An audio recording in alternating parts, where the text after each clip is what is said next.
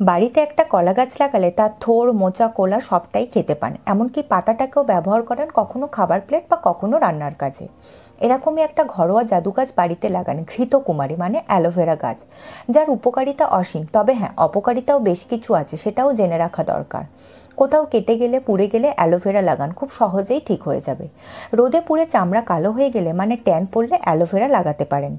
Dental plaque মানে দাঁতে নোংরা জমলে অ্যালোভেরা ইউজ করে দেখুন।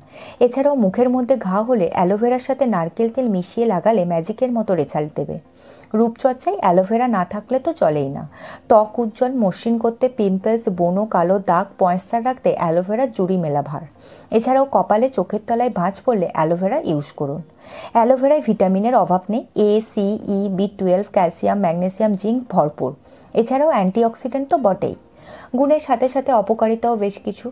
অনেকেই আছেন যারা অ্যালোল্যাটিক্স খেয়ে থাকেন, তবে দীর্ঘদিন খেতে থাকলে কিডনি ফেলিওর হয়ে যেতে পারে। অ্যালোভেরা জুসকেও অ্যাভয়েড করুন।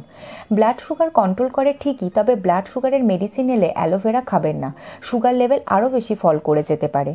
ব্রেস্ট ফিডিং বা প্রেগনেন্সিতে খাবেন না। অ্যালোভেরাতে অ্যালোইন থাকে, তাই ল্যাক্সেটিভ হিসাবে কাজ করে। কনস্টিপেশন মানে কোষ্ঠকাঠিন্য দূর হয় ঠিকই, তবে অ্যালোইন থাকার কারণে পেটে ব্যথা, বমি, ডায়রিয়া হয়ে যেতে পারে। বাস্তু স্বাস্থ্য অনুযায়ী অ্যালোভেরা গাছ বাড়িতে লাগালে সুখ, শান্তি, সমৃদ্ধি বাড়ে।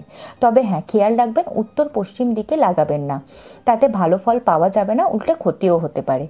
Please follow us for more informative content.